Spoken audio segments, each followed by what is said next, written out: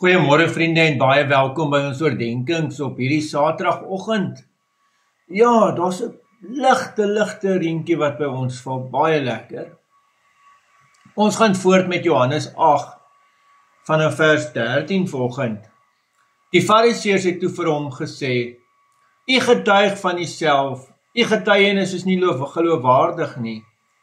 Jesus het hulle geantwoord: "Selfs as ek ook van myself getuig, is my getuienis geloofwaardig, omdat ek weet waar ek vandaan gekom het en waarheen ek gaan.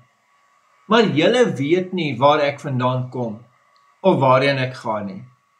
Julle oordeel volgens die vlees.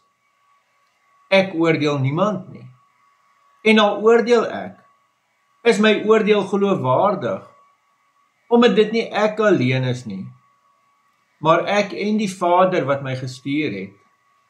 En ook in julle wet staan daar geskryf, dat die getuienis van 2 mense geloofwaardig is. Ek is die een wat van myself getuig,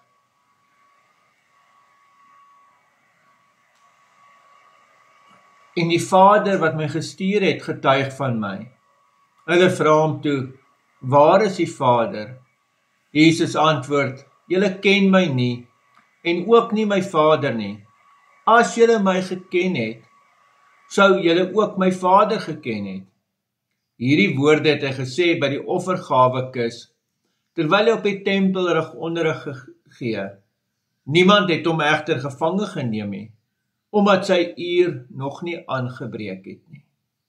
Geliefdes, ons lees tot sover. 'n hele paar gedagtes hier die teks wat ons kan raak sien. Die een is oor die getuienis oor Jesus wat hulle nie wil aanvaar nie. Jy gaan eintlik nie die getuienis oor Jesus aanvaar en oor wie Jesus is, want dis mos nou eintlik waaroor dit gaan. Onthou gister se hele gedagte oor wat Jesus het: "Ek is die lig vir die wêreld." Daai hele ek is uitspraak. Jy gaan nie die getuienis oor wie Jesus aanvaar sonder die Heilige Gees nie. Dit is net 'n gegewe. Dan hierdie hele gedagte weer dat Jesus sê: "Ek weet waarvan hulle gekom het en waarheen ek gaan, en julle weet nie." Dit is so 'n sterk tema in die hele Johannes Evangelie. Jy kan gerus daarop let soos wat ons deur dit lees, né? 'n baie interessante woord hier is: julle oordeel volgens die vlees. Ek oordeel niemand nie.